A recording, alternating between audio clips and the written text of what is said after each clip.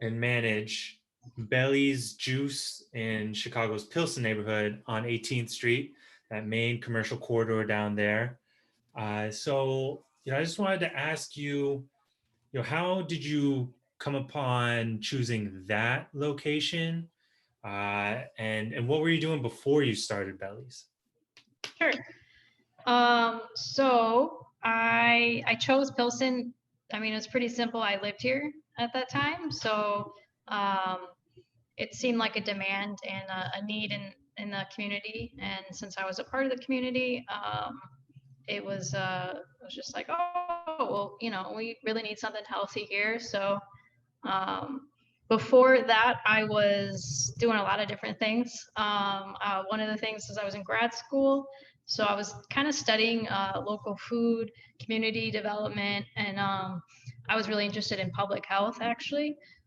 So I was in my first year of getting my master's, and then I was also managing the farmers market in the neighborhood. So I was really into just, I was one of those foodies, I guess, one of those plant-based, vegan, foodie, health freaks. But I really enjoy, you know, um, food and nutrition and all that stuff. And so I decided to drop out of grad school because it just wasn't, doing it. It wasn't enough for me. I was doing too much research and I really wanted to do something. So I decided to kind of take what I knew from there and just from my past and from living here and just made a business plan probably too quickly and opened it up.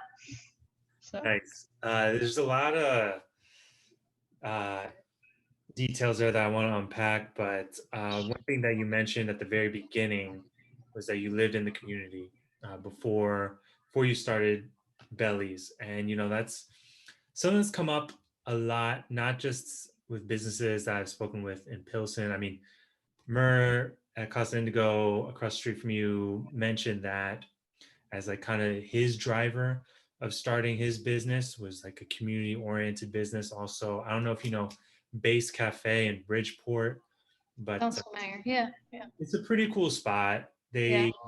They offer tech assistance as well as like coffee and like coffee shop type food, sandwiches and salads and things like that. Sure.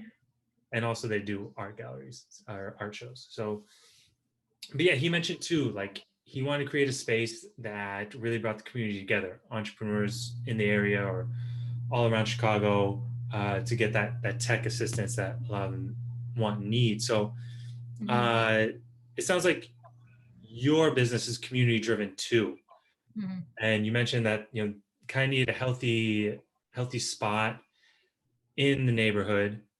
Um, So my question is how did the community respond? Like since this was kind of a new thing, you said once you started it, yeah, how did they respond? How did you kind of educate them on the benefits of a healthy juice bar like Belly's?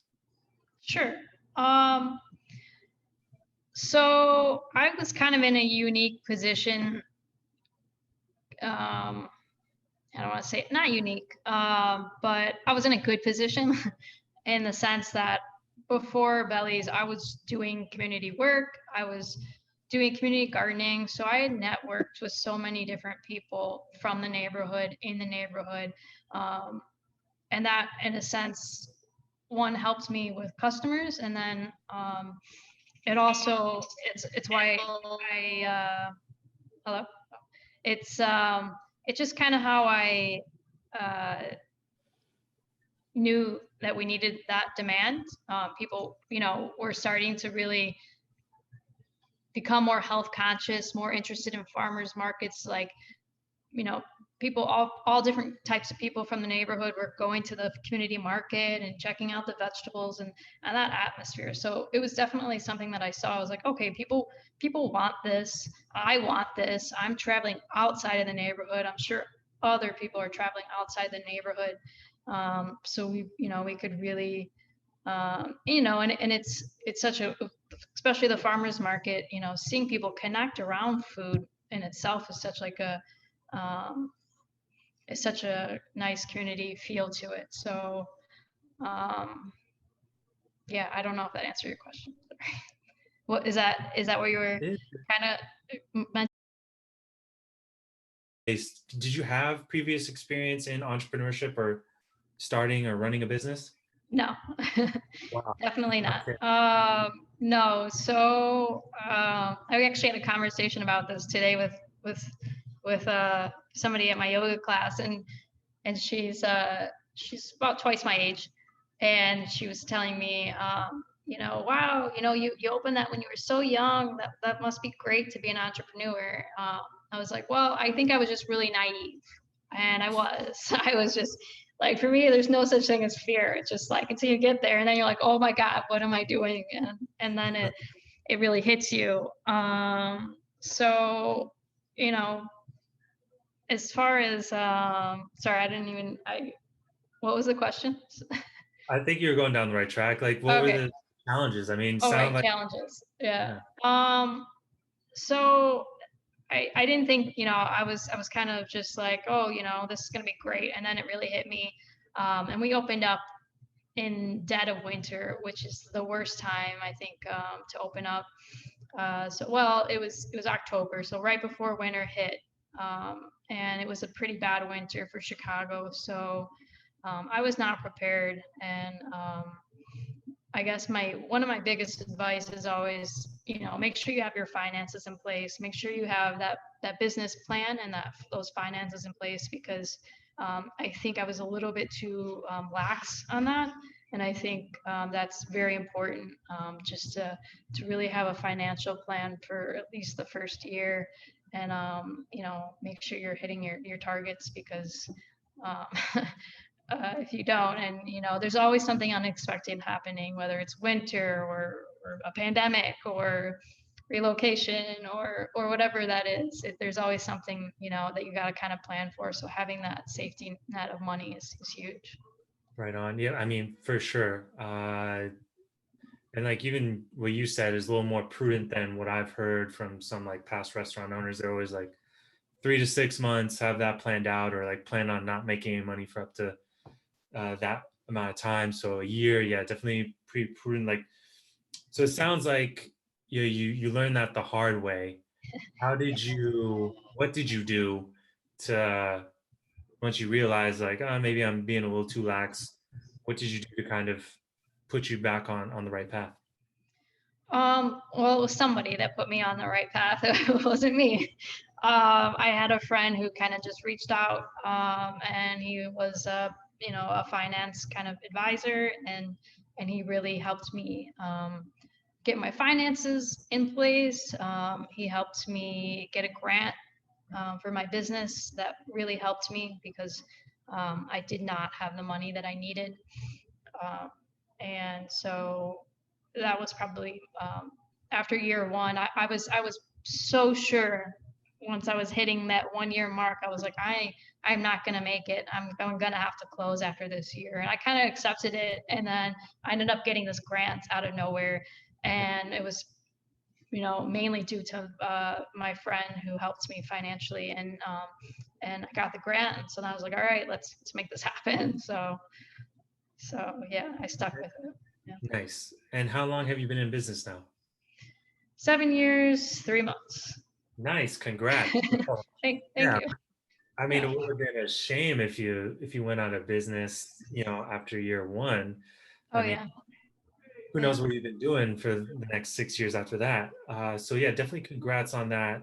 Thank And you. um, in in those 7 years, what has surprised you the most? I mean, obviously, financial planning is one thing, but what are the things that you look back and you're just like, man, how did I never thought that that would happen while I was owning my business?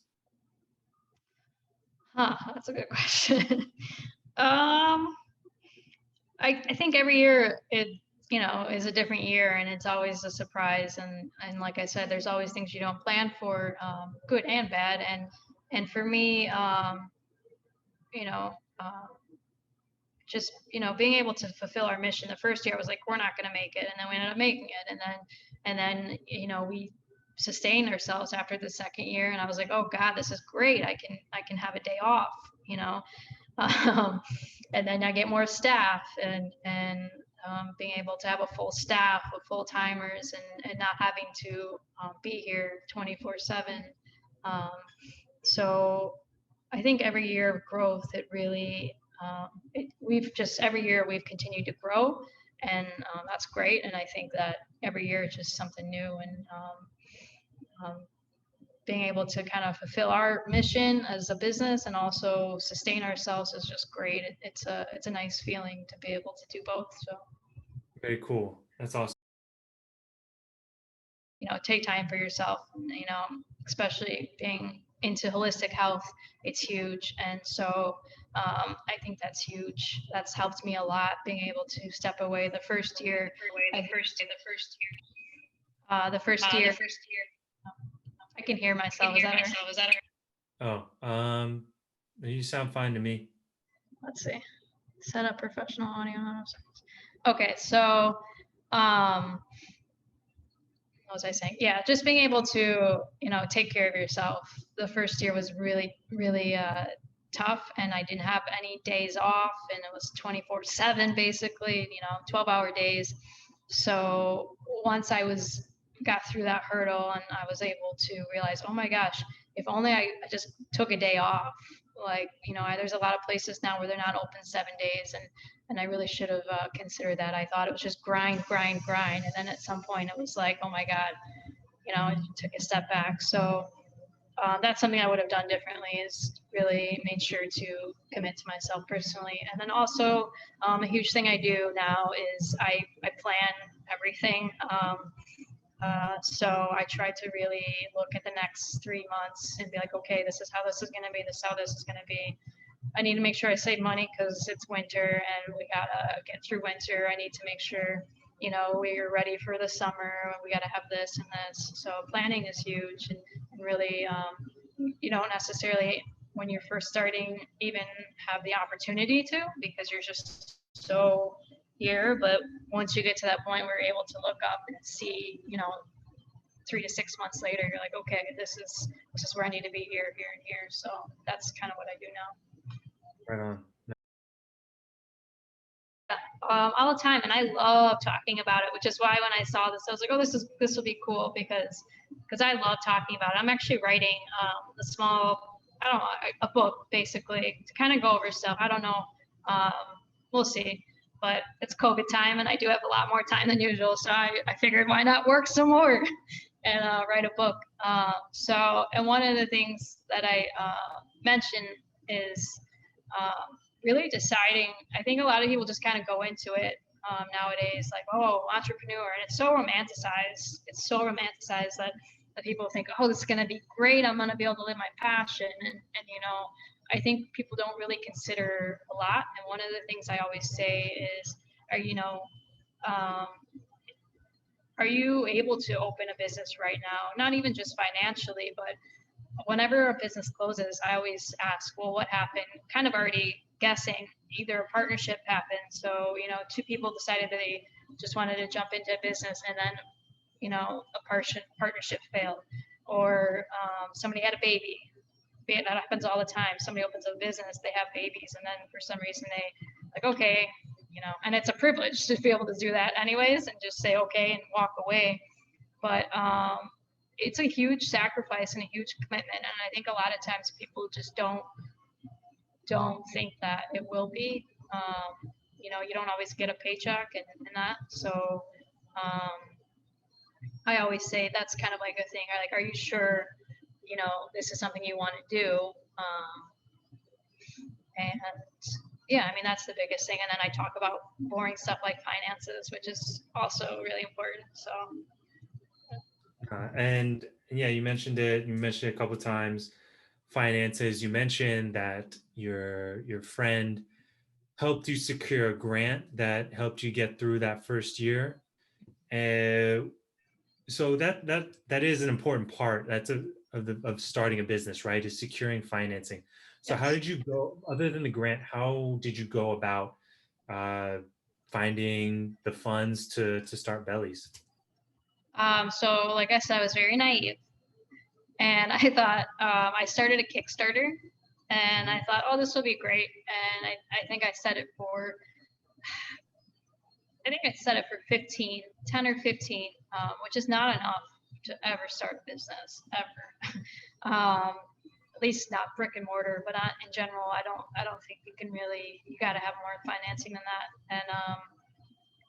And I really only got 8,000 out of it. So I thought, oh, this is great. You know, I got a couple months for rent. I'll make it work. This will be great. So it didn't work out that way. I ended up finding some private, I don't want to say investors, friends that helped me through, and I ended up paying them back throughout the years. So however you have to do it, you have to find. You know, I couldn't unfortunately go to a bank because my credit was not great at that point. So they would not give me a loan. So I had to do it through, you know, people I knew. Luckily, um, you know, I knew people who kind of believed in me and believed in the concept of bellies, and so they were into it and they wanted to help. Um, and I gave them, you know, I was able to finance that way. And then the grant didn't even come until the end of the first year, so then that kind of helped me through the second year, really, um, just just with mainly equipment and stuff like that. So um, yeah, I think you have to somehow secure money. For sure. You know, you gotta get creative. When one Yes, door closes, you gotta find that next open one, right? I guess I would just really quickly mention I don't recommend. Well, I don't personally recommend the Kickstarters. But that's I don't think it really helped us too much. It was a great. I mean, it did help a little bit, but there's other ways to financially secure money. So, Ask like, what are your goals moving forward? You've done 7 years. Like at this point, are you trying to expand to another location or more products within Bellies? What is, or maybe you just keep on doing what you're doing. I mean, you're good at it, obviously. So, what are your goals for the business moving forward? um, I think that those change every year for me, and like I said, always planning for the worst, and so kind of always.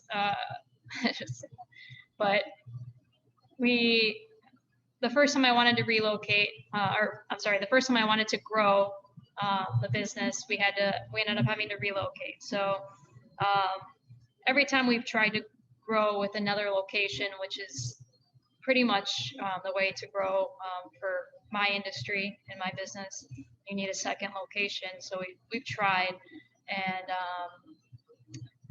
then I tried again last year when I almost signed a lease for a second location in West Town, and then the pandemic hit. Hmm. So I've tried twice to grow, and I'm not sure yet if I'm going to continue trying. And that mainly has to do with the pandemic. I'm waiting for it to kind of play out and see where life is after the pandemic and how things change, because I do think our industry will change. So right now, the main plan really is to just make it through the pandemic, and then from there, we might grow, we might, you know, consolidate, we might. It's it's sustained right now, so I'm gonna just leave it at that for now and wait for this pandemic to unfold. For sure. I mean, there's no shame in that. I think that's the name of the game for a lot of people, right? Even if you don't own it, it's like me personally in my career, I'm kind of in this holding pattern as well. Everyone's like, well, what are you gonna, because I made a career change and Yeah. just like hard pivot into digital marketing and SEO and like I get some bites and stuff, but at the same time I was like, well, are you gonna like move from Chicago, are you gonna try to work for a big company? I'm like, I just like I don't know, because the world doesn't know you Right. know Right. Yeah, yeah, no and shame. you can plan, and then that's what business has taught me is like you can continue to plan to grow and this and that, and something's gonna happen. So sometimes the pandemic has really just showed me maybe it's time to just consolidate a little bit. So, For sure. And second to last question is um, so social media is our way of connecting to our customers, and so that's my main way of use, or my main, I guess, app that we use.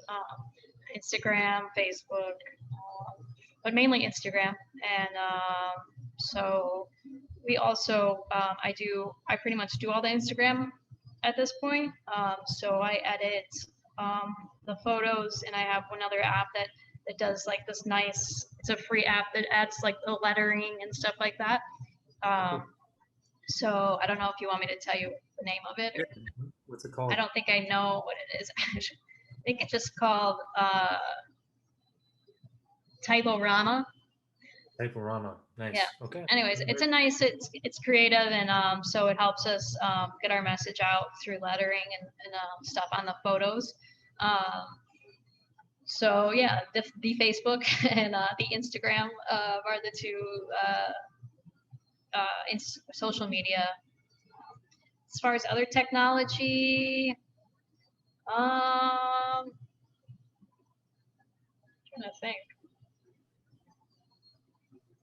I don't know. I mean, is there? I don't know. Is there something we should? I think people, entrepreneurs in the food and beverage space, social media is definitely like the number one, you know? Right. You got, Yeah, we did have an app for a while. oh yeah. Um, yeah, and that's kind of where we're at right now, is trying to, especially with the pandemic, have pre-ordering available. So we worked with a couple different companies. We had our own app that was built, and then it malfunctioned. And then we had another company that reached out to us, and they were able to set something up, and again, it malfunctioned. It's a bummer right now with all the need for it and not enough. So That is a bummer. yeah, Well, shameless plug, in yeah. feed, we do custom mobile apps for restaurants and Do cafes. So you? we Nice. do. Not shameless. That's not shameless. Yeah, I mean, maybe, hopefully, I don't know. I'm a little bit hesitant now. I'm not gonna lie. Like, it's Yeah. malfunctioned twice, so I'm like, should I continue to work with these with companies? I don't know, but I'll Yeah. have I to get mean, I don't do the tech side, obviously, but I can yeah, get some info definitely. uh, and send it to you. But yeah, I know that we work with a lot of bubble tea stores in Okay, Chinatown, and like it hasn't to what they're like super happy with it. So sweet. I don't. I'll have to definitely yeah. So yeah, I'll send it to you and see what you think. Um, okay, cool. And then just as the last, not even a question, we send this out, we put it up. Should have probably taken care of it at the beginning, but let if you want to just state for the record what Bellies is all about, where to find you, like what you guys are serving. Sure. So Belli's is located in Pilsen on 18th Street and True, right off of Ashland. And we are a juice bar, smoothie bar, vegan health spot. So we have pretty much whole lunch menu, breakfast menu, dinner menu when we're open later. And we have market of local products. So we work with a lot of local food producers, and we have a whole thing of everything from nut butters to honey to hot sauces, all made in Chicago or the Midwest region. Um, we are a CSA kind of service too that we have. So we put together groceries for residents every season except for winter. So that starts in the spring. And then as far as what we're about, we're just a juice bar, smoothie bar, health spot that's trying to kind of empower our community to make healthier choices. Um, you know, uh, Especially right now with everything going on with COVID, being able to boost your immunity and take care of yourself is really huge. And yeah, that's why we're here. So